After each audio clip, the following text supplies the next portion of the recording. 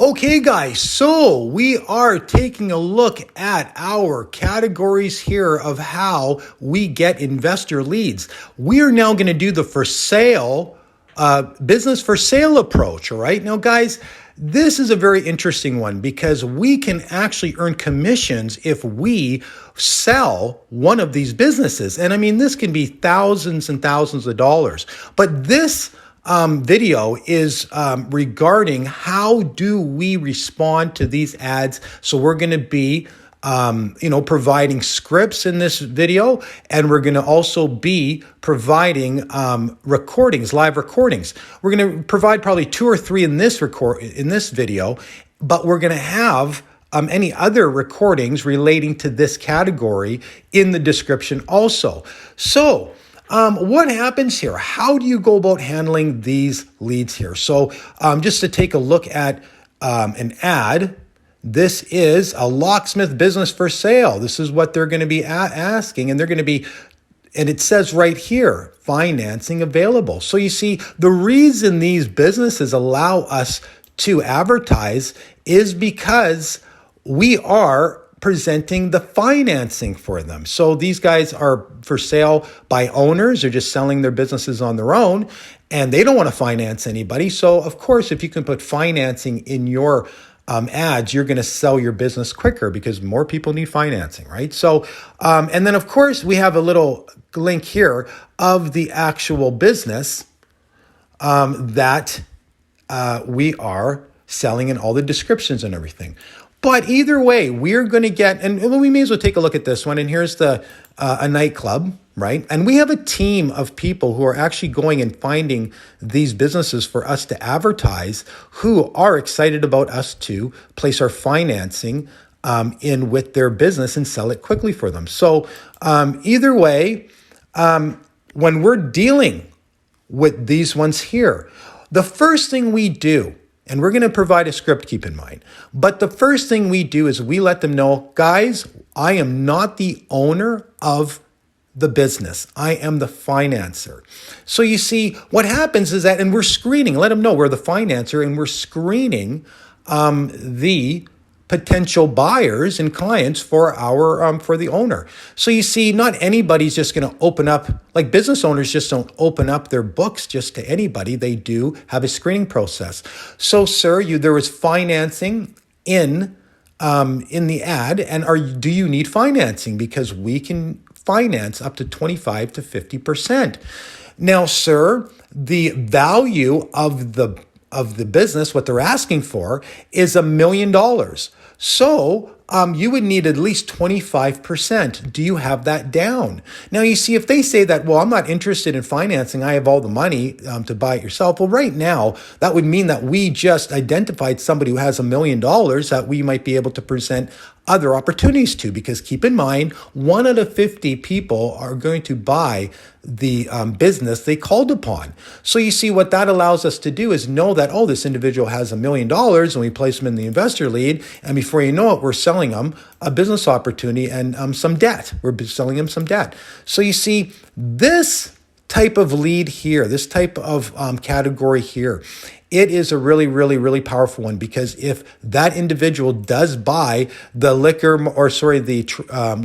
the locksmith or the nightclub or whatever business you're advertising, you can make thousands of dollars commission. And keep in mind, sometimes 3% of $1 million, that's like $30,000, right? So you see, there's a lot of money to be made doing this. But at the same time, these come very far in between, to be honest with you. But if you have another 49 of the people who don't buy it, so everybody who calls on these, 1 out of 50 will buy it. The other 49, we sell our debt to. Okay.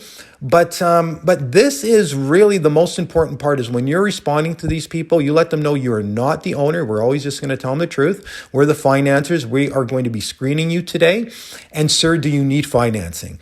And if they say, no, we don't need financing, we have all the money. Well, that's awesome. And we pass them on to the owner now. Now, the owner is going to start to chat with them, because we're going to, let them know that this individual seems for real, because they would have gotten through our screening process. Now, keep in mind, you'll be amazed on how much money you can be raising doing these type of things, because the perfect situation is when they call and they say, well, actually, you know what? I'm interested in any type of opportunities. I'm not only interested in a locksmith. I'm not only interested in a nightclub.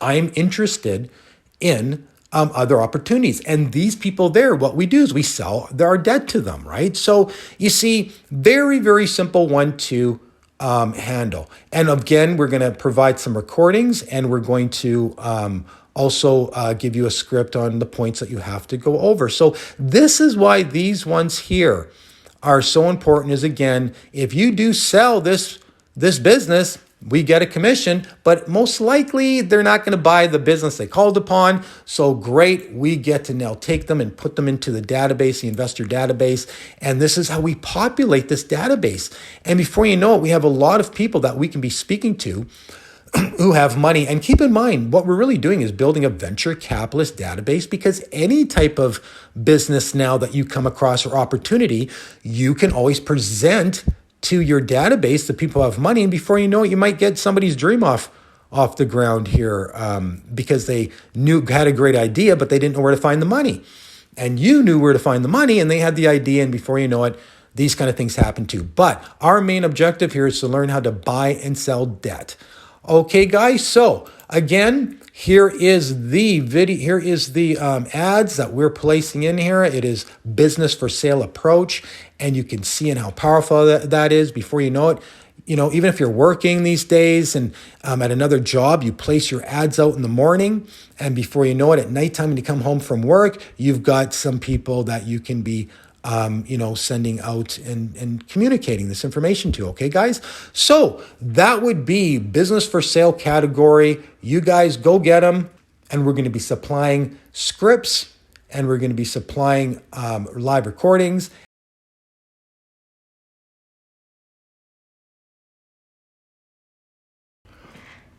Okay, guys, so we are going to be going over the script for the business for sale approach. Okay, so what we did here is just put into an email. Now, here we are, business for sale script, the buy and sell business opportunity. So we basically let them know, hi, you called regarding the business for sale? And of course, we wait for the response.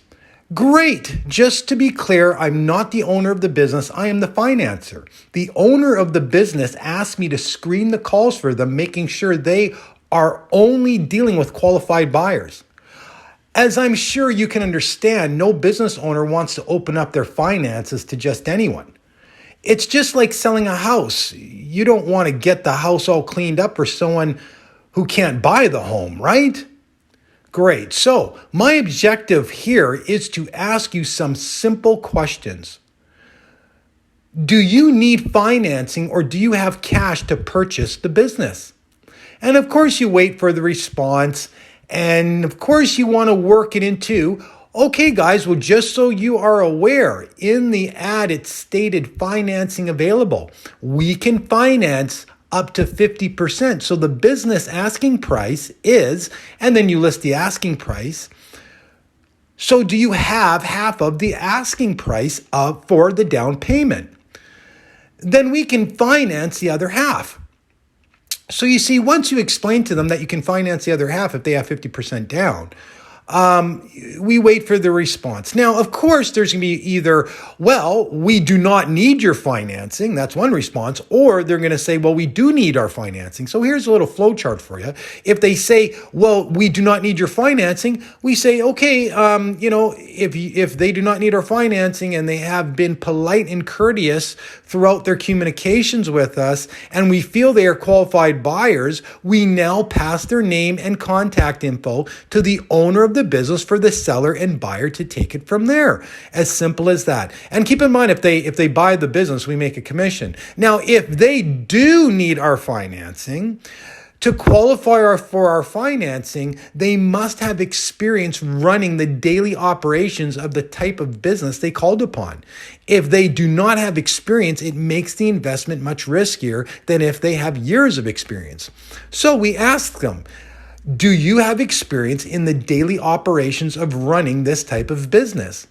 If they say, yes, I do have experience, then just let them know. They will be placed on a list for a callback because if they have experience, we are interested in them.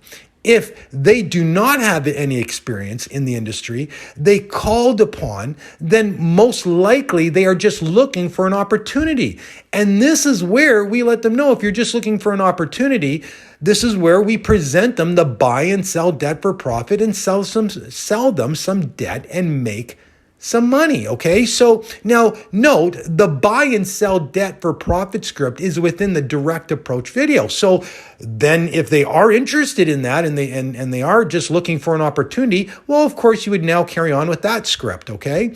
So, as you can see here, this is a script slash, flow chart. Okay. So it is really simple. Our main objective here is that we want to find out if these people have money to buy a business or to buy some debt. And I mean, when you're asking these people these questions, keep in mind they should be answering them because they are calling on businesses. And of course, no one's just going to open up their business to anybody without asking any questions. So here we are. Now, guys, now for a more natural approach on this script, we have supplied live recordings of myself speaking to individuals, calling for businesses, and explaining and having the conversation exactly the script here and the flow chart that we've gone through here. All right. So you guys carry on to the recordings now for a more natural approach of hearing how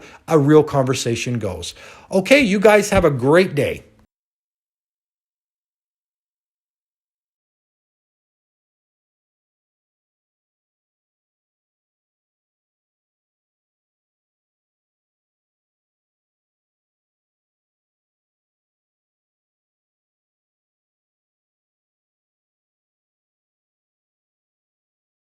Oh, hi Neil. How you doing today?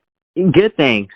Excellent, excellent. Yeah. So you called regarding a locksmith business that we have for sale, right? Yeah. Yeah. And just to let you know with that, we're not the owners of that business. We're the financiers, right? So we're just kind of screening individuals for the owner in order to see if they can actually purchase, the business, right? So, but then you also saw that we had some debt contracts for sale too. Right. Okay. So if you can kind of speak on what you do, then are you kind of the finance guy behind all? Like what do you what is it that you do? Yeah, we're financiers. So I've been in finance for the last 29 years. Okay. So what we do is we offer financing for people who are trying to sell their businesses on their own, right? And when I say financing, in order for somebody to come and purchase their business. So, for example, we put financing available on a business, more people will call, right? If you put financing available, and they recognize that. So it's a way to sell their business quicker. So they allow us to screen the calls because they just don't want anybody walking through their business and looking through their books, right? Right. So, for example, if you had financing available already, well, then that's great. I would just say, okay, well, let's get you to the owner and get talking to him. And you sound like a pretty reasonable guy already, right? And then if he said, well, no, because like the business he's asking is $750,000, right? And if you do have 750 grand, that's wonderful. If you don't, and let's say you only have like 250 or 300, sometimes we can finance, you on that or the buyer on it. Now, keep in mind, when we do our financing, we are looking for people who have experience in that industry. So, for example, the locksmith situation this time, right? So do you have any locksmith experience? No, not at all. So just to do a quick overview, just so we kind of know where we stand with each other, right? And how we can help each other. For sure. I am a serial entrepreneur. I'm 33 now. I opened my first health food store when I was 20. I expanded that to 4 more stores, all in the downtown core. I've rented with Cadillac Fairview and Oxford. I'm sure you know who they are, the biggest giants in the game, who are extremely hard to rent with. You got to jump through hoops and more hoops to get with them. Not anymore. Now they're accepting anyone because they have a lot of empty space, but a decade ago it was extremely hard. and I rented with them. I had very successful stores. I was actually the first, and I also opened the first yoga studio with health food store combination in the Mink Mile on Bloor Street. So literally beside the Louis Vuitton store over there, we had our place. And then in 2019, I sold everything off. And the reason was I saw the writings on the wall with online, just every year chipping away at our sales. And, so it was time to exit. I sold everything off, including the yoga studio. Actually, I sold that one to one of the, the Real Housewives of Toronto, like that TV show. Yeah. She bought it. She turned it into Jock Yoga. Right. Sorry, is this all in Winnipeg? This is all in Toronto. Oh, Toronto. Okay, sorry. Go ahead. Yeah. Yeah. So, and then we went away on vacation. I couldn't keep my hands off. My wife's like, finally, let's, just get some time away. You need, So we went to Bali, and I found this chemical while on the resort, Googling, and you can't stop doing work. I found this chemical that was like a hospital-grade disinfectant. I mean, you could kill anything, but it was safe enough to literally drink, right? Like, not to drink, obviously, but you've got it in your mouth, or it could even be used on food prep surfaces with no rinse required. And I was like, wow, this is great. So I brought the product into Canada, and then 2020 pandemic hit. So we skyrocketed, did really great. We supplied, school boards, RCMP, Toyota, big people we were supplying. Then we even got into air purification systems, and that all was going really well. And then obviously, things kind of just fell off a cliff with the pandemic winding down and, with what's going on. So I still have that business. Then I got into solar last year, and I have a solar installation business in Toronto as well. Wow. So, I have a couple different things going. The thing with me is I need things to do, and what I'm really good at is automating things, right? Optimizing businesses, getting systems set up in place, really do well with scaling, like whatever business needs to be scaled, and employing the best technologies out there, and marketing. That's really our strong suit. How old are you, if you don't mind me asking? You sound pretty young. 33. Oh, 33. Yeah, good. No, that's a great age.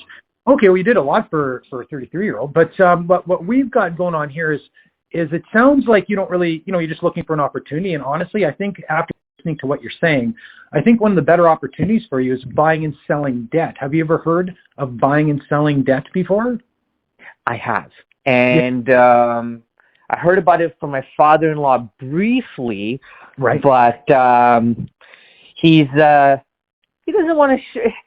I'm not his favorite, so he's not gonna.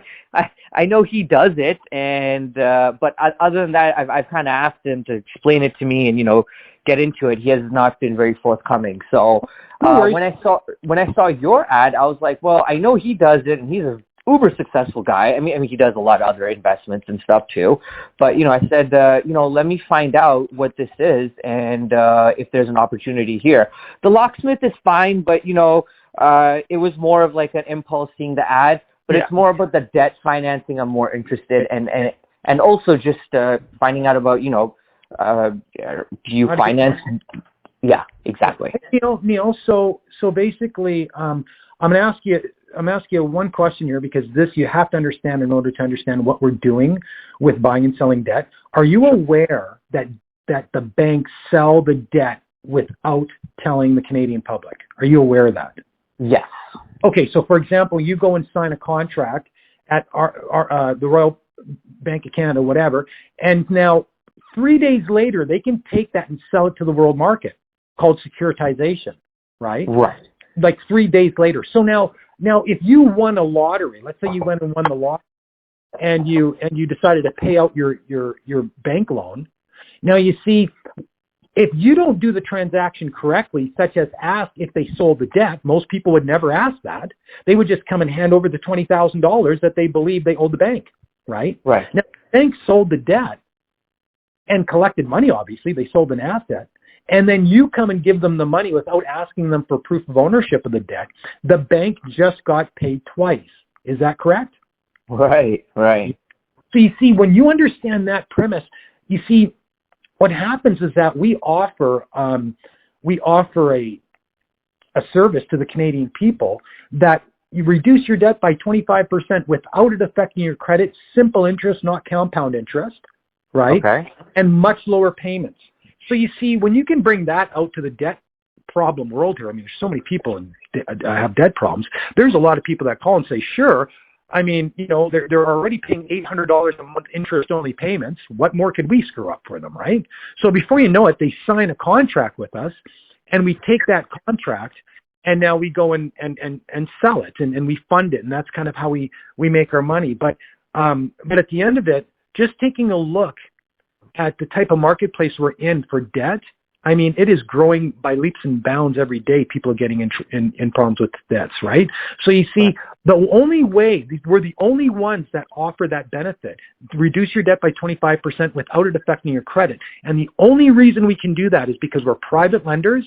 And when we're handing money over to the banks, obviously we're going to do our due diligence and make sure they did not sell the debt. And if they did sell the debt, guess what? It opens a huge negotiation. You're negotiating from a power position. It's not that we don't have the money to give you. It's that you don't have the proper documentation to collect, right? Right. And so before you know it, I mean, I'll give you a good example. Just the other day, I bought a $20,000 debt for $2,500 and sold it for 10 grand.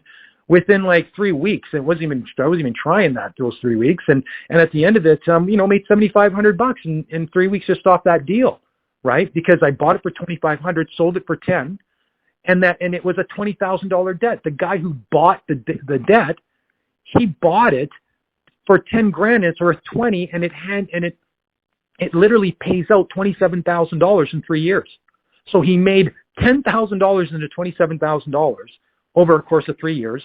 And even when his accountant looks at it, it says that his net worth has gone up by that amount because it is a real asset on the books, right?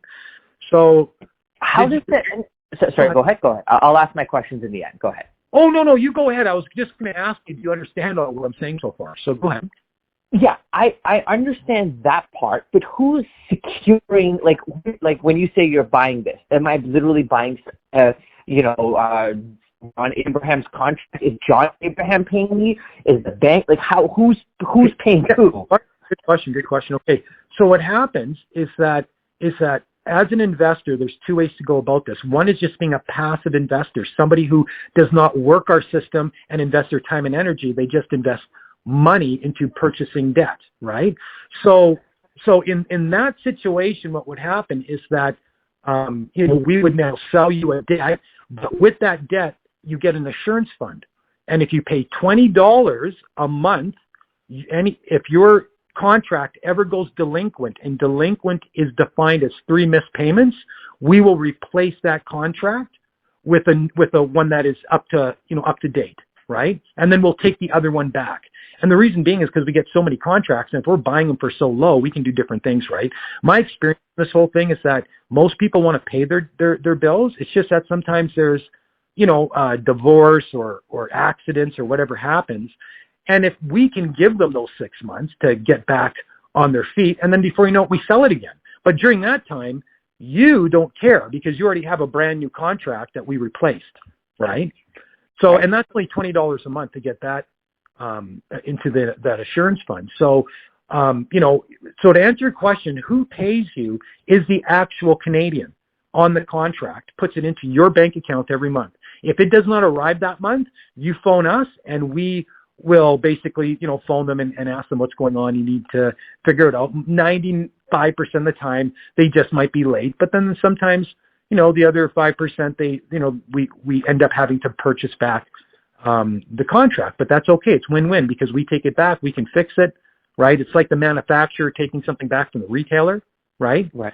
And so then we fix it. But what does it matter to you? You already have your brand new contract, right? And for those 3 months of payments that are missed, would we reimburse for those 3 months of missed payments? Good question. The next contract would be added. That money would be added onto the contract, so it works out from there. So you'd be getting more of a contract in a sense, right? So if you're missing $1,200 payments and you only put in $10,000, well, we're going to give you back a contract that's $11,200 now, right? That makes sense? Able to piece out, like, so say someone's got a $20,000 debt, and now instead of selling a full $20,000 debt, would you sell me $11,500, whatever that from the previous person that missed, and then the rest of it you would piece out again and sell it to someone else? Is that how it works?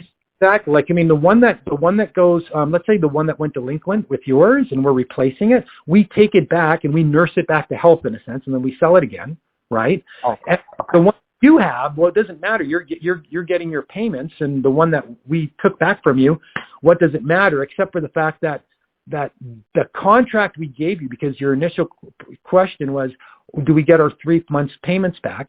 And what we do is we work it into the next contract. All that means is that, hey, you know, the guy owes you $900.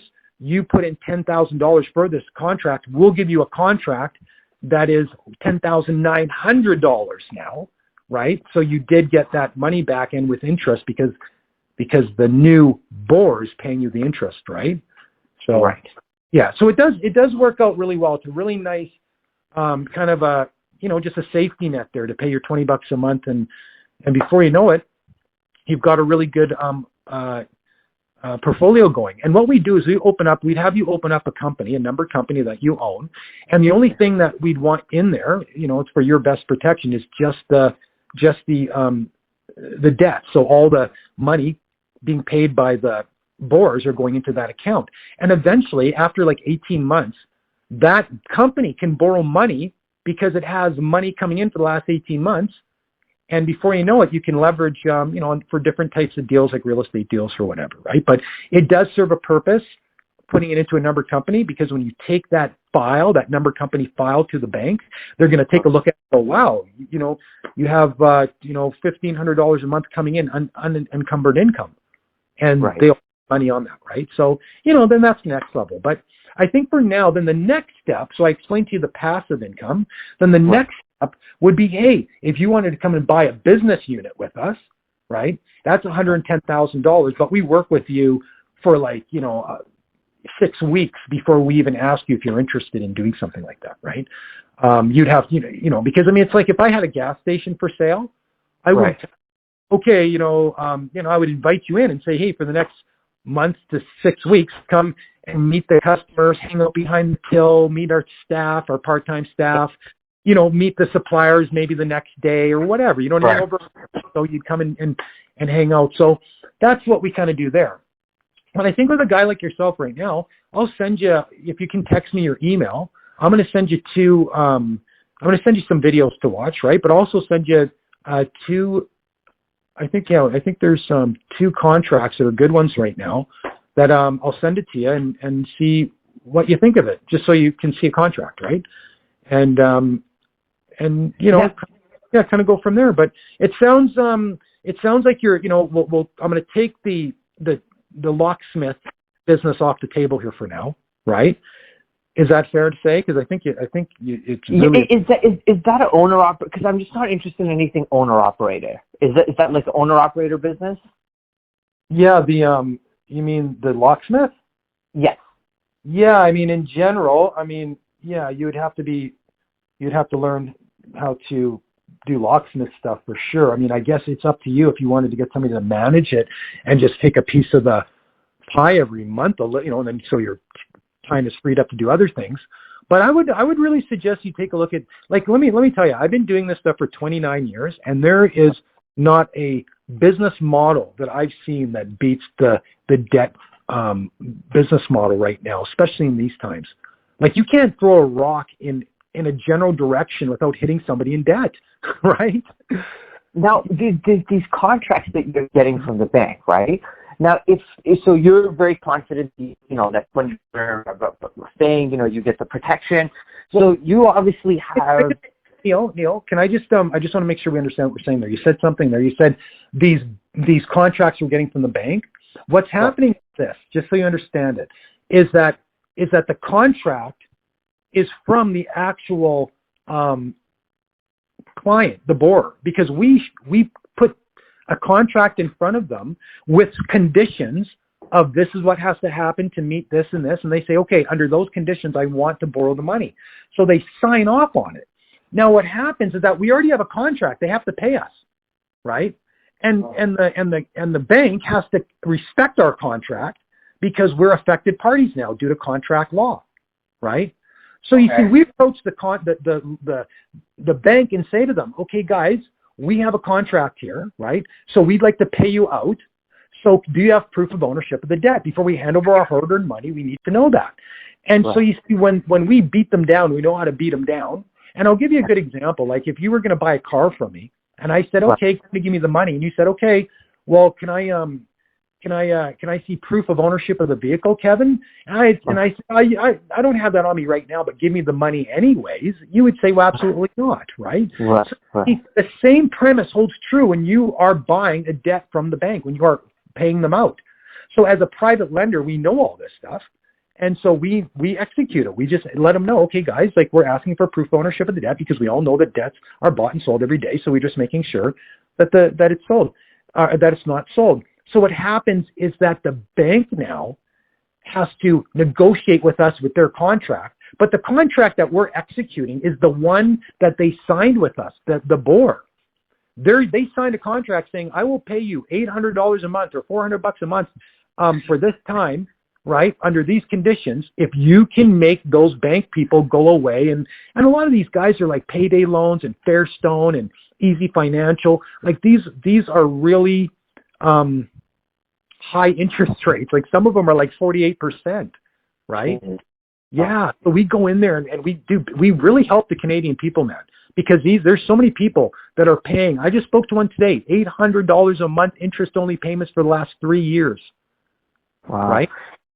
So, okay. So I'm just, I'm great at understanding complex business models. The minute you start throwing in a little bit, I'm just trying to understand the whole thing here, right? So again, just to recap. So what you're doing is, let's say Mr. X owes, he's gone to those check cashing places where you get, $200 for $20. I've seen those commercials all day.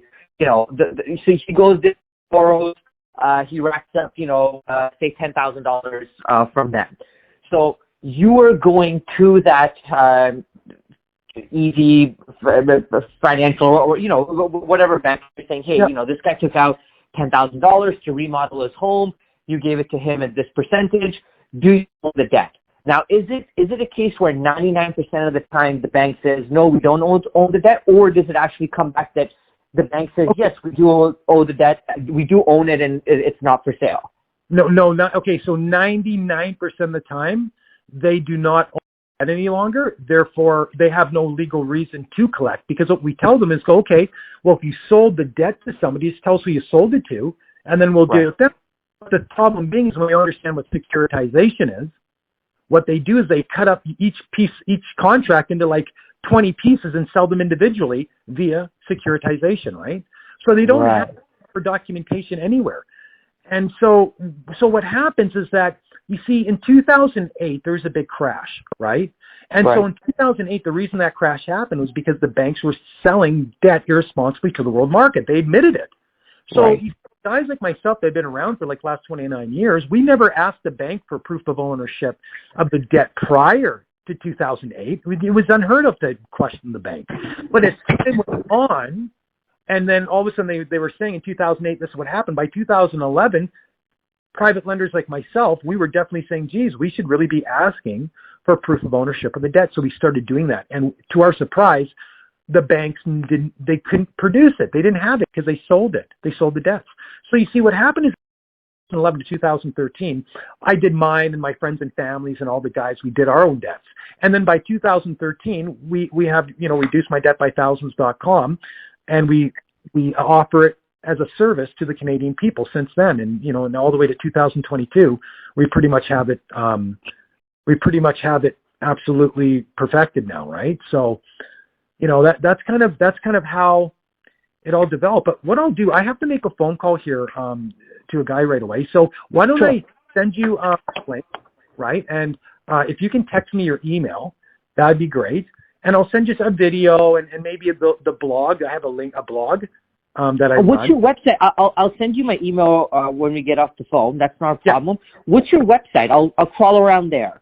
Yeah, for sure. So why don't I just send you the link? But it's reducemydebtbythousands.com, and there's also another website, unitedwestandpeople.com, that has YouTube videos of us speaking to the creditors. Oh, perfect. So you know what? Just send all that to me, because I'm having a trouble finding it on Google. But I'm going to text you my email. Just email me all this, or you can even text it to me. That'd be great. I'll text you all the links you need to definitely understand what we're doing here. Okay. Awesome. Thanks a lot. I really appreciate the call, and we'll connect back. Okay, Neil. You have a great day. Talk to you soon. Thank you. Okay. Bye-bye.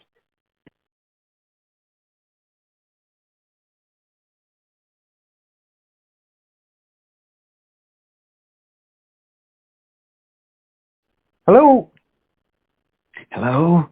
Yeah, so Tom, yes. Right? That's right. I'm speaking with Colton, right?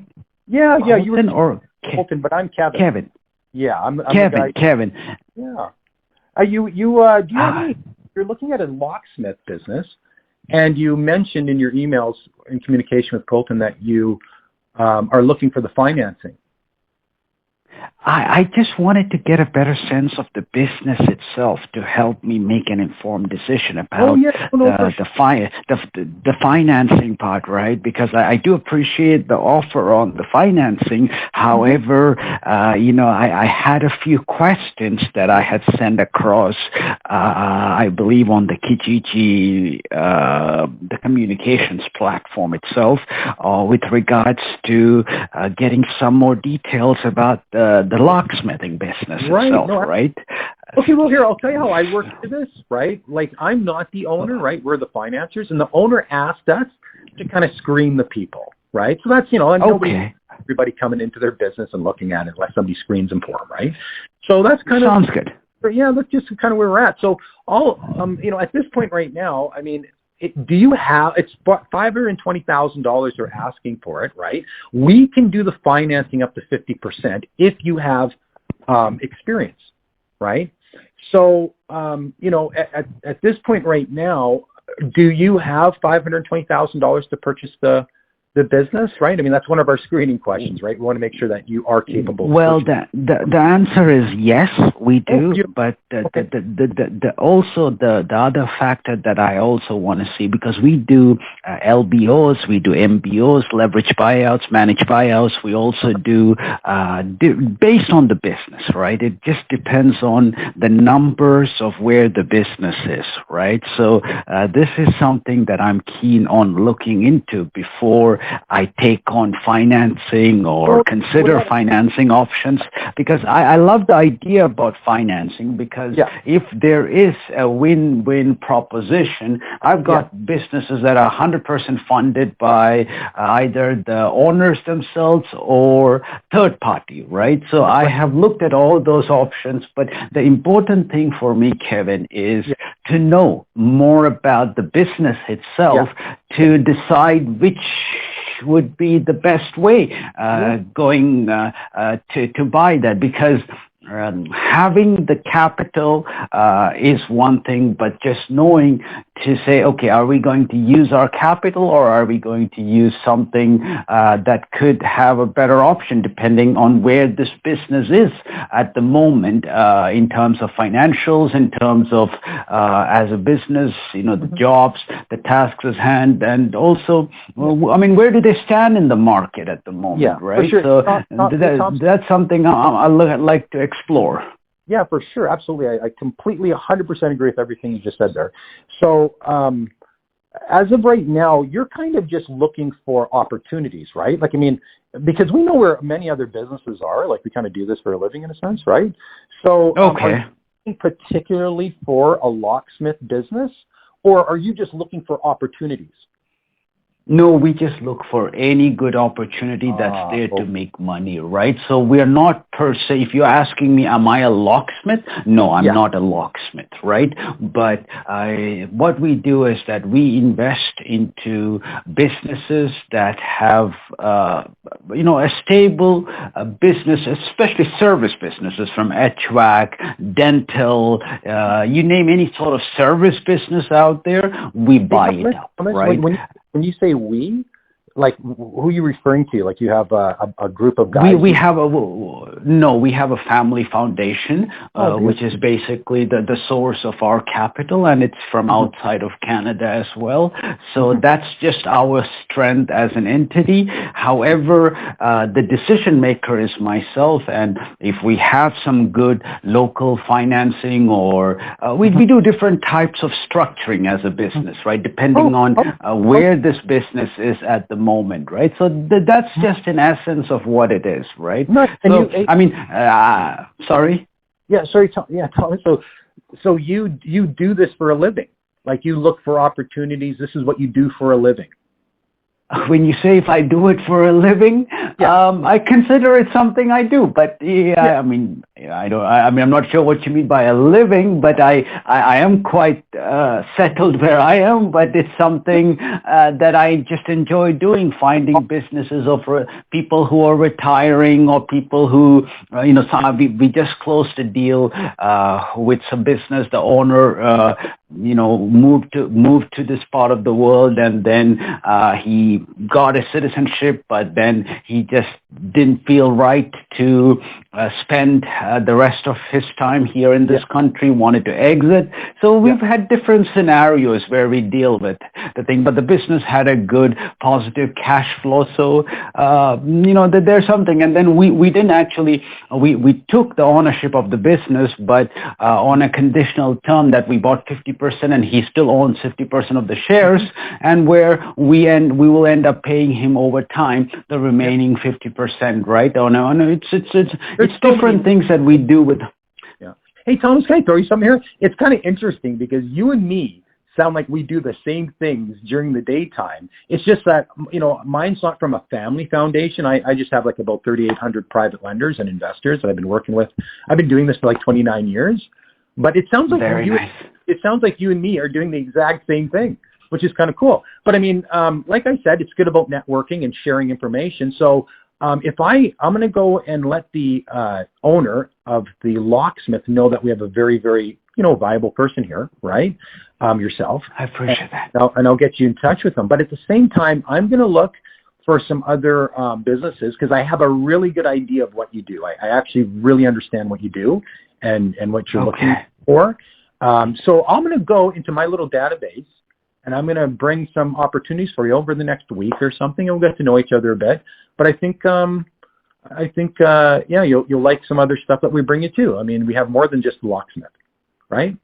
Okay. I mean, I'm open to we are into many industries, right? I'm not just looking into one. So the most important thing is the business, either even we buy distressed business if we see that we can turn it around, right?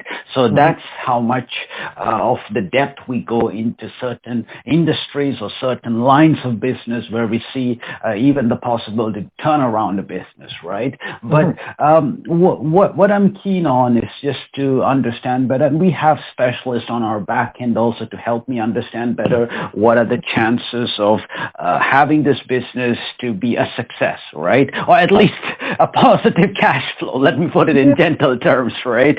So that's what. And I'm also, here's the thing, Kevin. Like you've got your contacts, you've got your resources, and I'm always happy to share because I do believe I'm from a place that I truly believe that there's plenty to go around when it's with the right people, right? So for me, if there are good opportunities that you bring to the table and that we end up closing on, I want you to make some money as well. We make money as well, right? So it's as simple as that. So if your lenders, if you have some good lenders, you can also let me know if some opportunities can be shared between what we have and what you have. Why not? Let's do it, right? Oh, that's great. Okay, well, that sounds good. I know, just so you know, I know exactly what you're talking about, and I have a really good idea where I'm going to go off and do some work where we can start, putting our resources together, right? And I should have one out to you probably by the end of the week for sure. And we'll go from find out where the sounds good.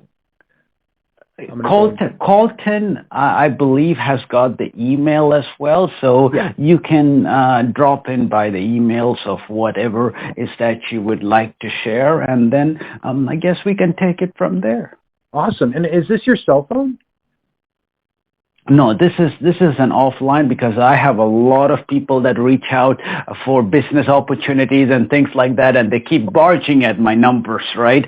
So this is a secondary line that is being set up just for certain purposes, certain calls, but I do have another primary line as well, right? But email would be the best way to reach, so that I'm a person, call me old school, but I come from a generation where we like some paper to read and understand a little bit more, and then come to a fruitful decision, right? If we can move forward with the opportunity that we have at hand. Okay, well that sounds great. I'll let's move in that direction then. I'll be chatting with you here. All right. Yeah, and you can surely reach out on this number as well. You can reach out, leave a message, or you can just leave an email to have me call you back, whichever way works for you. I'll be sure to return your calls, Kevin, because, if we can do a deal, why not? Yeah, and do you receive texts on this phone number, on this line? I believe I do. Yes, you can just say hello and send over a text, and just, as long as I'm able to reply, you get a reply from my end, right? Yeah. So I guess you can confirm. I believe I should. Okay, perfect. All right, Thomas, you have a great day. We'll be talking to you soon, and we'll get all that hooked up with you for the locksmith. All right. Thank you very much, Kevin. Appreciate you reaching out this afternoon. Have a good afternoon at your end. You too. Same to you. Have a good day. All right. Bye-bye.